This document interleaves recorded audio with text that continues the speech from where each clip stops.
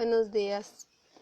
El día de hoy nos toca personal social. Nuestro tema es la comunidad local o gobierno local. Vamos a orar.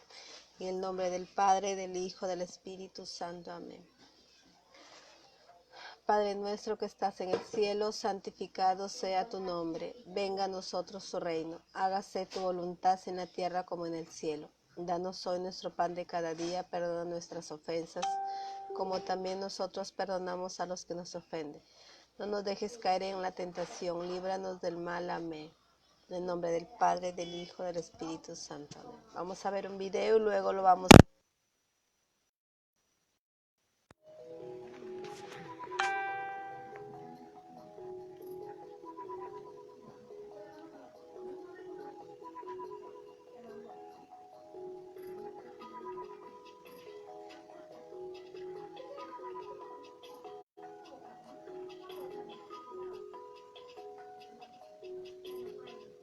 Bienvenidos y bienvenidas.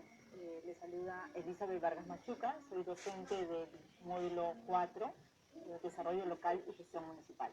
Los invito ahora a mirar conmigo el tema número 2, referido a gestión municipal, gobiernos locales en el proceso de descentralización. ¿Por qué es importante entender primero un poco el tema de descentralización antes de entrar al quehacer del gobierno municipal? En principio, desde el año 2002 vivimos lo que es la llamada reforma descentralista. Polémico, por cierto. Algunos dicen que es un éxito, otros un fracaso. Sin embargo, plantea una serie de cambios a la forma como administramos nuestra comunidad, nuestra localidad. Con la reforma de la Constitución en el año 2002 se establecen una serie de normas que van a orientar cómo actúan las diversas instancias del Estado peruano, el gobierno nacional, el gobierno regional y por supuesto los gobiernos locales. La ley orgánica de municipalidades dictada en este marco en el año 2002 establece entonces que tenemos tres tipos de municipalidades: la municipalidad provincial, las municipalidades distritales y las municipalidades llamadas delegadas, ¿no? Dicho sea aquí, también se habla de dos municipalidades especiales: las municipalidades que están en zona de frontera y la municipalidad de Lima Metropolitana. ¿Por qué es importante tomar en cuenta que en el proceso de descentralización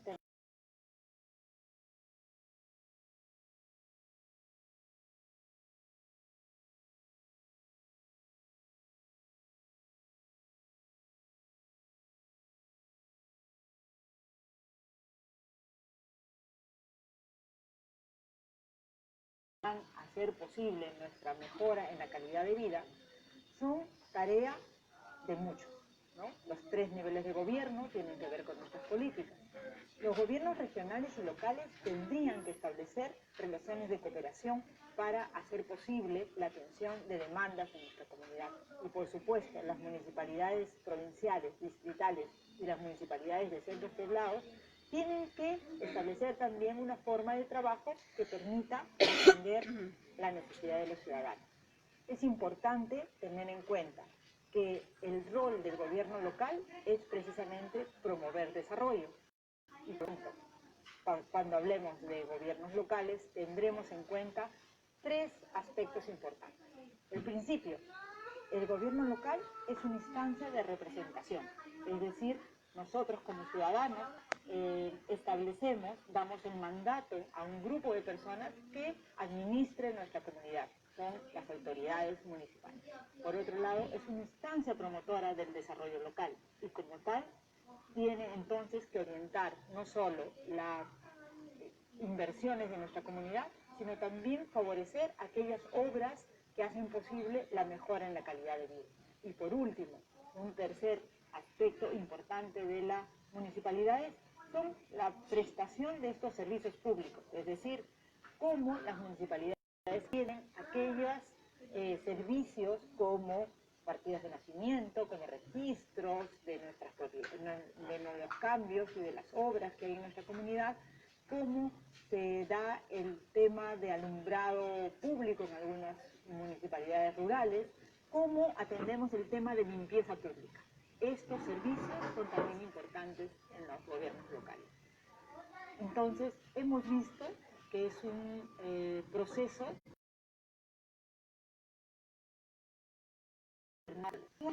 competencias de estos gobiernos locales.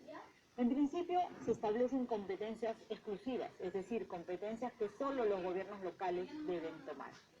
Uno, que es muy importante y que está vinculado al primer tema que desarrollamos, es la responsabilidad de los gobiernos locales al establecer los planes de desarrollo locales concertados. Otros tienen que ver con la gestión interna de la propia municipalidad, es decir, las municipalidades son responsables de cómo se organizan y cómo administran el presupuesto que tienen.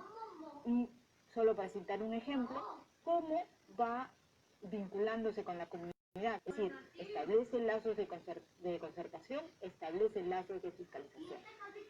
Son varias las competencias, yo solo les invito a partir de los ejemplos a repasar unas cuantas. Otros temas también tienen que ver con estas competencias compartidas, de las cuales hemos estado hablando cuando hablamos de la articulación de los 3 niveles de gobierno. Hay cosas muy importantes, como el tema de salud, por ejemplo. El tema de salud es orientado por la Política Nacional de Salud, pero a la vez es también apoyado por los gobiernos regionales en las inversiones que hacen en nuestros hospitales, en nuestros centros médicos. ¿Qué hacen entonces las municipalidades? Las municipalidades van a proveer todos aquellos recursos locales en torno a la salud primaria. Y así podríamos poner otro ejemplo. En el caso de educación, igual, hay competencias compartidas del nivel nacional, el nivel regional y el nivel local. Importante también es el tema de transporte público, igualmente compartido. El tema de la administración de los recursos naturales, que por supuesto también es compartido tanto por el MINAMI en este caso, que es el rector en temas de recursos naturales, agricultura seguramente, también, pero también los gobiernos regionales y los gobiernos locales, que son los que tienen que ver el tema de zonificación, por ejemplo. Bueno, a manera de conclusión, quiero repasar algunos conceptos básicos que hemos tratado de tocar a lo largo de este tema. En principio, hemos hablado del complejo proceso de descentralización y aquí quiero invitarlos a que puedan profundizar su conocimiento. Hay un conjunto de autores que se refieren a este tema, pero creo que lo más importante podría ser repasar la Ley Orgánica de Gobiernos Regionales y la Ley de Bases de Descentralización. Un segundo tema es entrar a conocer qué hacen los gobiernos locales y cómo actúan los gobiernos locales en este proceso de descentralización. Hemos hablado entonces que se han establecido diferentes roles y diferentes retos en 3 niveles de gobierno: los gobiernos regionales y los gobiernos locales. ¿Qué esperamos de los gobiernos locales? Esperamos que estos gobiernos locales sean, en principio, un espacio democrático, un espacio de vínculo con la comunidad, de vínculo con los ciudadanos y las ciudadanas del territorio.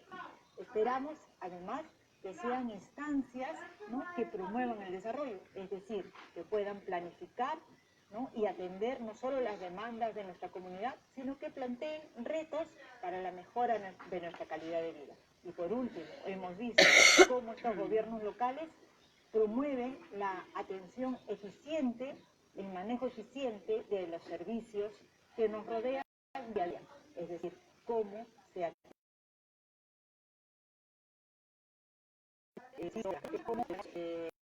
limpia esta ciudad, cómo tenemos acceso a servicios de salud primaria, cómo podemos mejorar nuestras escuelas. Como ustedes ven, hay un conjunto de temas y un conjunto también de desafíos para su propio aprendizaje. Quiero entonces agradecerles e invitarlos conmigo.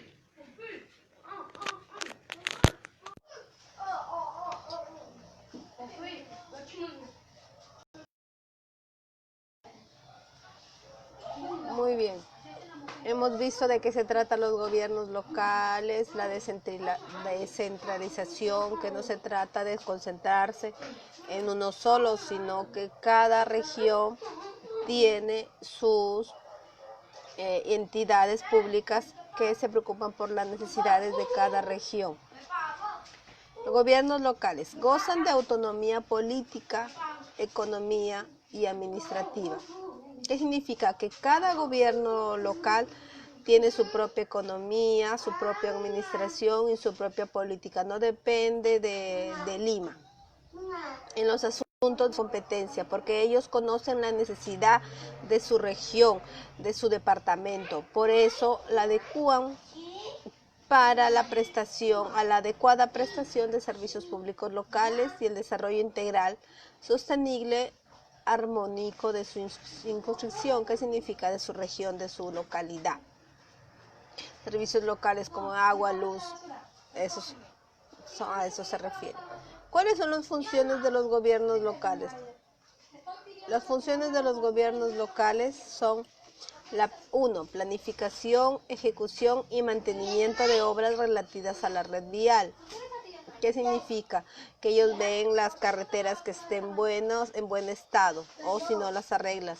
Mantienen el alumbramiento público ubicado en las calles secundarias. A las calles que no llega el alumbrado, el gobierno local tiene que ver que todas sus calles estén con luz. Limpieza y mantenimiento de espacios públicos y áreas verdes, eso también. Debe de mantener los espacios públicos limpios y las áreas verdes también recortadas y regadas.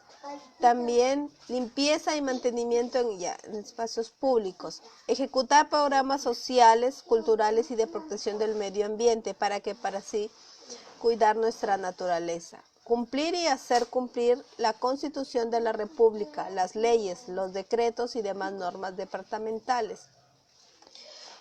La Constitución de la República da una serie de leyes y los gobiernos locales tienen que hacer cumplir esa ley que da el presidente. Por ejemplo, en la pandemia del COVID-19, el presidente ha dado una serie de leyes para poder cuidarnos y protegernos y que no haya más muertes. ¿De cómo se encargan los gobiernos locales de que esa ley del presidente sea cumplida? Organizándose entre su gobierno local para controlar a la población y hacer cumplir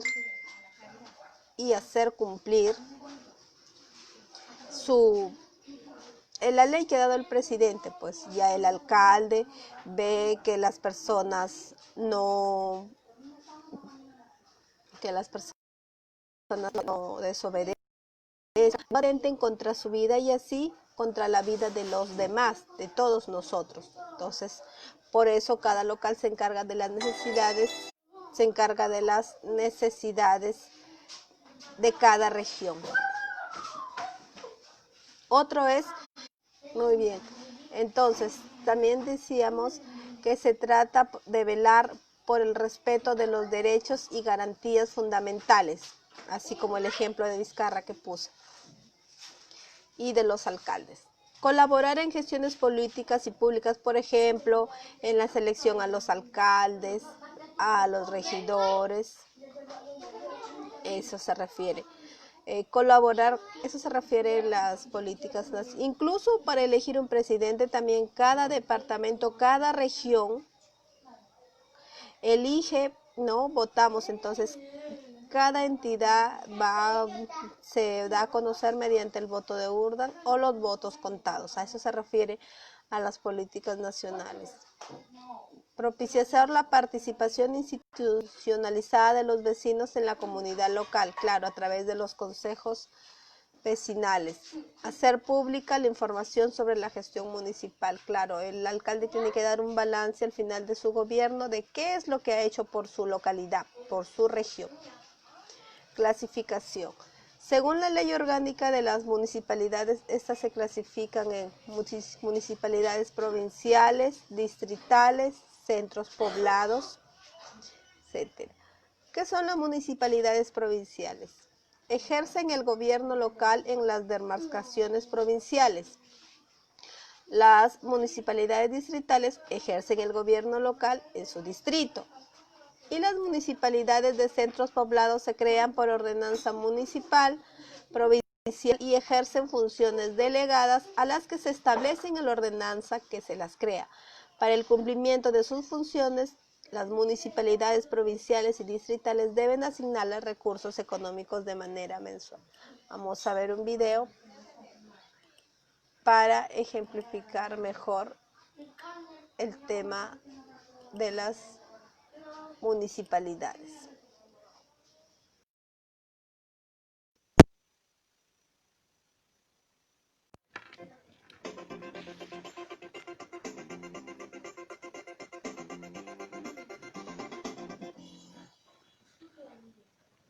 Hola, hoy vamos a hablar de los gobiernos locales o municipales.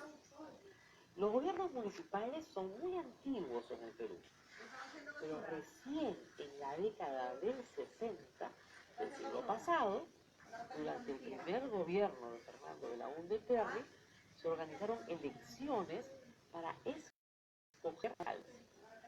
El proceso se interrumpió durante la dictadura militar, pero desde 1980 hasta la fecha hemos tenido elecciones municipales ininterrumpidas. La organización tiene objeto de servicios públicos para un desarrollo integral y armónico en una circunscripción. ¿Qué tipo de municipalidades existen? Los niveles de gobierno municipal son dos: el provincial y el distrital.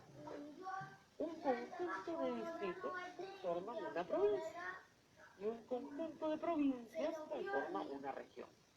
La demarcación territorial de una región, provincia o distrito se crea por ley, pero existen también municipalidades de centros poblados que se crean por la municipalidad provincial a propuesta de la distrital. Y también la ley contempla dos regímenes especiales: el de las municipalidades fronterizas y el de la municipalidad metropolitana de Lima.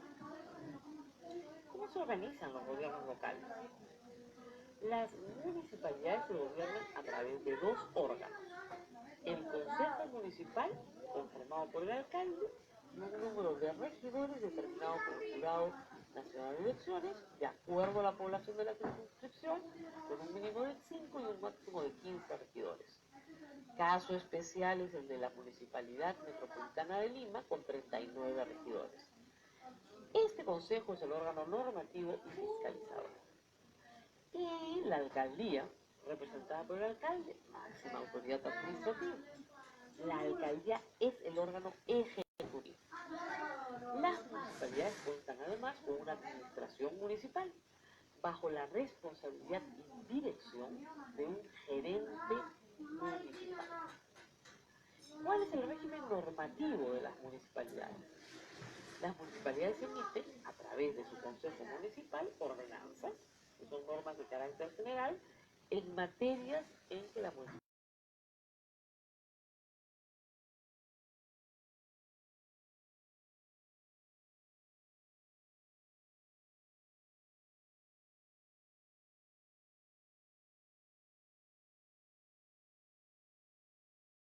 que no sean competencia del Consejo, y resoluciones de alcaldía que resuelven asuntos de carácter administrativo y particular. ¿Qué funciones tienen las municipalidades? Las municipalidades provinciales y distritales tienen funciones específicas y otras compartidas en materias como organización del espacio físico, uso del suelo, servicios públicos locales, servicios sociales locales, protección del ambiente, fomento de la economía local. Lamentablemente, la asignación de competencias no ha sido siempre clara y se ha prestado a diversos conflictos de competencia entre las municipalidades o entre estas y otras entidades de la administración pública. Cuando estos conflictos se presentan, deben ser resueltos por el Tribunal Constitucional. ¿De qué viven las municipalidades? Las rentas municipales son básicamente los tributos que se crean en su favor. Por ejemplo, el impuesto predial o el automotriz en el caso de las municipalidades provinciales. Arbitrios de otras tasas por ingresos y servicios propios, el Fondo de Compensación Municipal, el canon, las rentas de aduana, el peaje de su competencia y transferencias de la Ley General de Presupuesto y el mandato municipal. Y es irrenunciable, salvo postulación a otro cargo de elección popular. Sin embargo, tanto alcalde como regidores pueden dejar el cargo, ya sea por ser vacados durante su mandato, al incurrir en una de las causales de vacancia prevista en la ley, o por ser revocados por mandato popular. Hasta la próxima.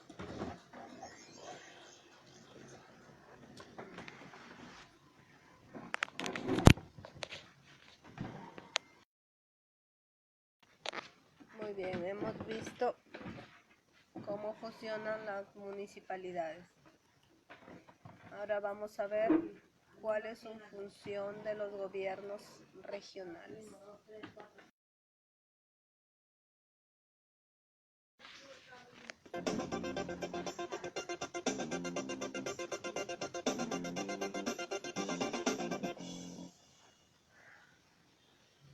Hola, hoy vamos a hablar de gobiernos regionales.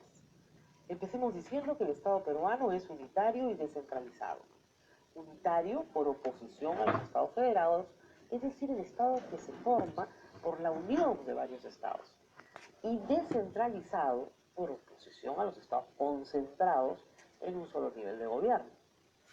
¿Qué quiere decir entonces que el Estado es descentralizado? Quiere decir que se organiza en niveles de gobierno. En el caso peruano, esos niveles son el regional y el municipal. El municipal, a su vez, se divide en el provincial y el distrital. ¿Qué quiere decir nivel de gobierno?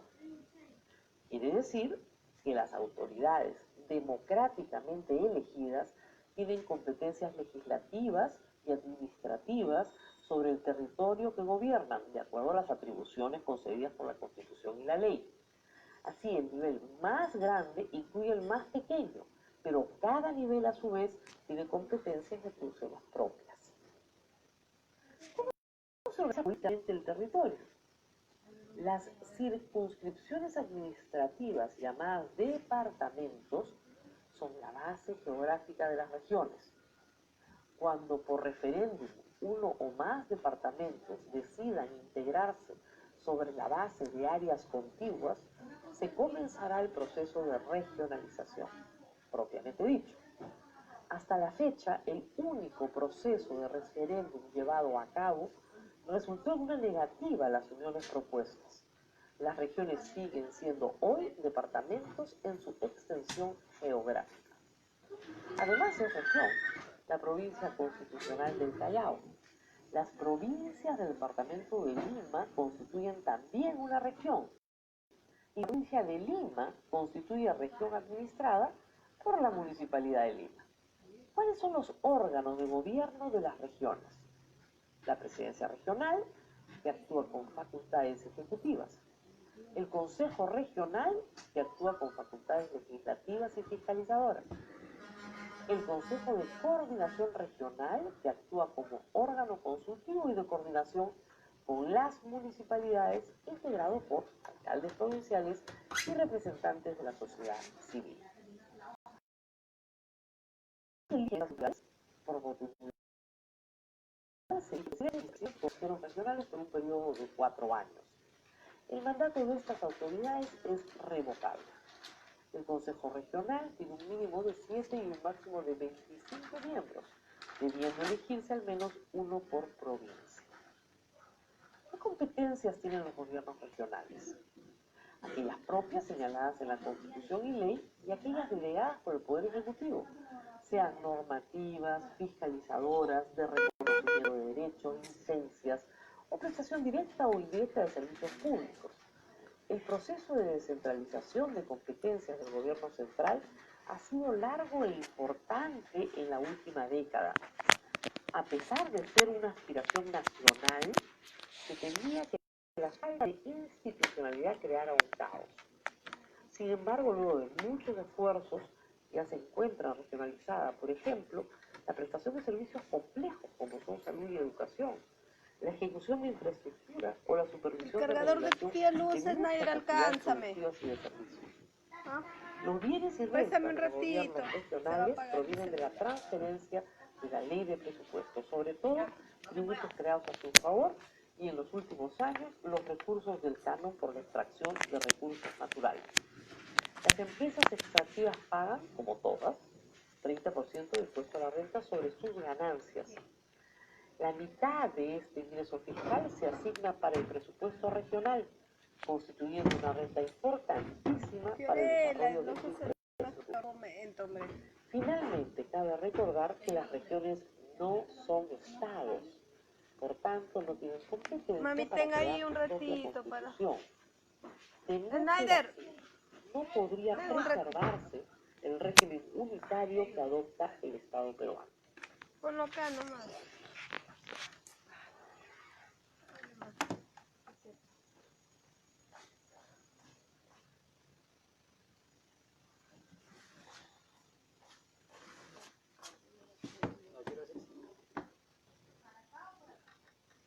Buenas colegas. Bueno, yo les voy a hacer una clase que es muy interesante en el sentido de que permite ver toda la lógica.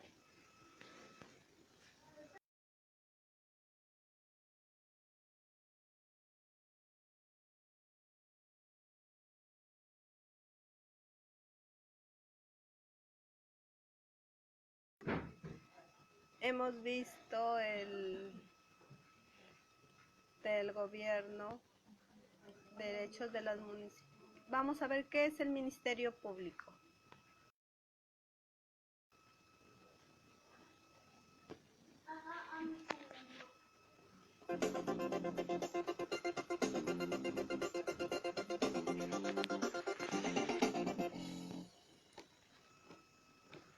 Hola, bienvenidos al Derecho y al Revés. Hoy hablaremos del Ministerio Público o Fiscalía. Este es un órgano constitucionalmente autónomo que representa a la sociedad en la acción judicial. En particular, le corresponde al Ministerio Público tres grandes áreas de trabajo. Primero, conducir el inicio de la investigación del delito y ejercitar la acción penal de oficio o a petición de parte. Para ello, cuenta con el apoyo policial correspondiente. Segundo, representar en procesos judiciales a la sociedad, para defender a la familia, a los menores, a los incapaces y otros casos en que exista un interés de la sociedad. En tercer lugar, emitir dictamen previo en todos los casos en que lo establezca la ley. ¿Interviene la Fiscalía en todo proceso judicial? No. En muchos procesos que se tramitan en la vía civil no hay necesariamente intervención fiscal. El Ministerio Público es presidido por el fiscal de la Nación. Este es elegido por la Junta de Vocales Supremos por 3 años, prorrogables por reelección a 2 más. La Constitución y la ley conceden al fiscal de la Nación funciones que le son exclusivas. Primero, ejercer ante el Tribunal Constitucional la acción de inconstitucionalidad. Segundo, ejercer ante la Sala de la Corte Suprema las acciones civiles y penales contra altos funcionarios del Estado previa resolución acusatoria del Congreso. Tercero, formular cargos ante el Poder Judicial cuando se produzca enriquecimiento ilícito de funcionarios y servidores públicos. Y cuarto, ejercer iniciativa legislativa. La jerarquía del Ministerio Público es un espejo de la jerarquía del Poder Judicial, en orden descendente y acompañando a los órganos correspondientes del Poder Judicial, se organiza así: fiscales supremos, fiscales superiores, fiscales provinciales. También se pueden crear fiscalías adjuntas y fiscalías especializadas para determinados delitos. Los fiscales están sujetos a la misma forma de nombramiento a través del Consejo Nacional de la Magistratura, a los mismos derechos, obligaciones, prerrogativas e incompatibilidades que los jueces en su categoría. La Fiscalía, al ser titular de la acción penal y luego de concluida la investigación preliminar, acusa o archiva. Si acusa, el proceso continúa y la Fiscalía participa en todas sus etapas, emitiendo los dictámenes correspondientes, solicitando medidas para cautelar el proceso, como la detención del procesado, o medidas para cautelar el cobro de una reparación civil, como el embargo de bienes. Si la investigación se archiva y no se abre proceso, este no podrá abrirse salvo que nuevos hechos aparezcan para poder rededucir lo que se conoce como cosa decidida. No es cosa juzgada porque no ha habido proceso, pero respeta el mismo principio del debido proceso respecto a los términos razonables en la persecución del delito. Finalmente, una confusión común es la de la figura del procurador con la del fiscal. El procurador es el abogado del Estado, por tanto es un abogado de parte. El fiscal representa a toda la sociedad en la medida en que bienes jurídicos relevantes socialmente, la vida, la salud, la libertad, el patrimonio, los derechos del niño, están en discusión. Los fiscales tampoco son jueces. No les corresponde emitir sentencia condenatoria o absolutoria. Sus dictámenes constituyen opiniones legales. El juez o el colegiado puede acoger o no en todo o en parte. Hasta pronto.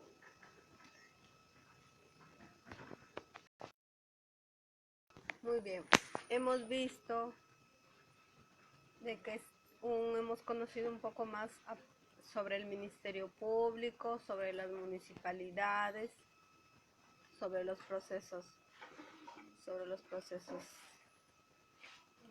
de los gobiernos locales, de qué se trata. Ahora sí, vamos a nuestro tema.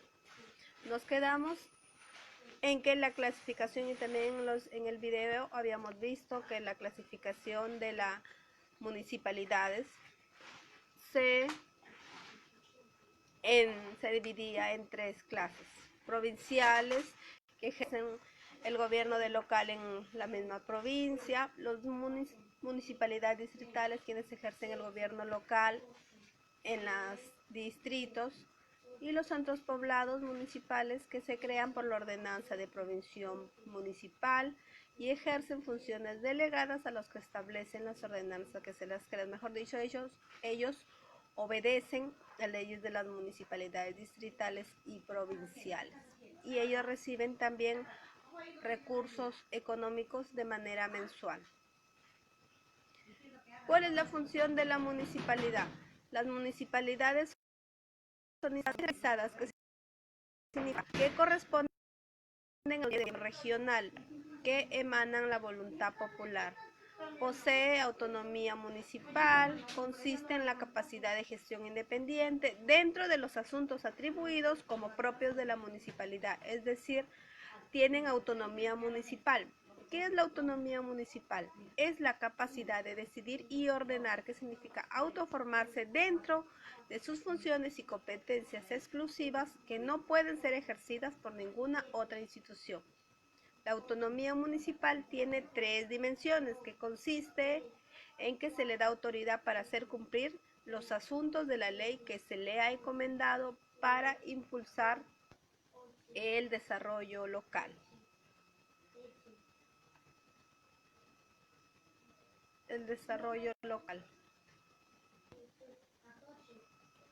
Muy bien, vamos a ver otro video para saber qué es la responsabilidad civil extracontractual. Vamos a ver.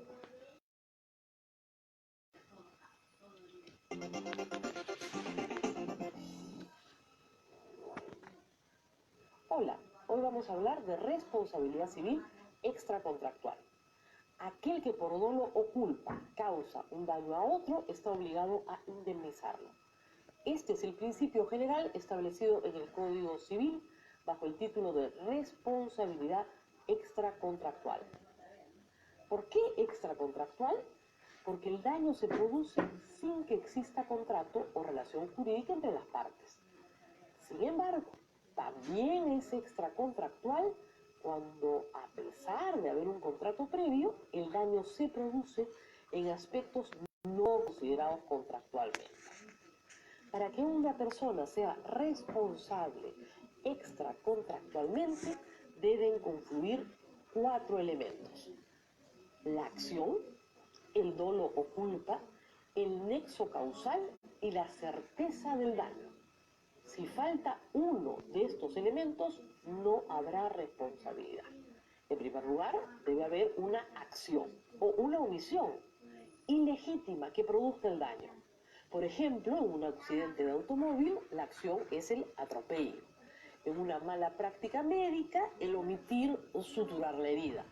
Sin embargo, en algunos casos, a pesar de haber acción, no hay responsabilidad, como por ejemplo en la legítima defensa o cuando una persona sin discernimiento produce un daño. Lo segundo es que exista dolo, es decir, la intención de dañar, o al menos culpa, es decir, que a pesar de que no se tiene la intención de dañar, se omite negligentemente la conducta debida y esperada para cada caso. En algunos casos, por utilizar bienes riesgosos, hay responsabilidad aún cuando no exista dolo o culpa. El tercer elemento, el nexo causal, supone que el daño sea consecuencia de la acción. Por ejemplo, que el accidente sea consecuencia de actuar negligente del conductor y no de la víctima. Si se rompe el causal, no hay responsabilidad, porque otra acción causó el daño. El elemento más importante es la certeza del daño. La forma más común de clasificar los daños es dividirlos en daños patrimoniales, que comprenden daño emergente y lucro cesante, y daños extrapatrimoniales, que se dividen en daño a la persona y daño moral. El daño emergente es la disminución patrimonial que produce un hecho, es decir, los gastos que realiza la víctima para reparar las cosas a su estado anterior. Así, por ejemplo, en un accidente, los costos médicos, el sepelio en un caso de muerte o la restitución de un bien duro. El lucro cesante supone la renta o ganancia frustrada y dejada de percibir a consecuencia de un hecho. Esto puede ser la pérdida del ingreso laboral derivado del descanso médico o la pérdida de un ingreso comercial por la desaparición de un bien, entre otros. El daño a la persona es el menoscabo físico que sufre el sujeto dañado y que debe ser resarcido. Este daño se puede probar objetivamente. Por otro lado, el daño moral es el menoscabo espiritual, aflicción o dolor que le produce a un sujeto un hecho negativo. Como es un daño interno, personal, únicamente puede valorarse a través de indicios. Si prueba la existencia de un daño, se debe indemnizar. En los daños patrimoniales, se restituye lo gastado o dejado de percibir. En los daños extrapatrimoniales, como el ser humano es intangible, el juez deberá valorar los hechos y el daño producido para conceder una indemnización equitativa. ¿Qué sucede si existe un seguro que cubre el daño? Pues el asegurador es solidariamente responsable con el causante del daño hasta donde se haya obligado contractualmente a cubrir. ¿Es posible exonerarse de toda responsabilidad? No, no es posible. Nuestras leyes establecen que son nulos los convenios que excluyen o limiten anticipadamente la responsabilidad por dolo o culpa inexcusable. ¿Cuánto tiempo se tiene para reclamar una indemnización por daño extracontractual? Desde el momento en que se produce el daño, 2 años. Vencido el plazo, la acción prescribió. Hasta la próxima. 15.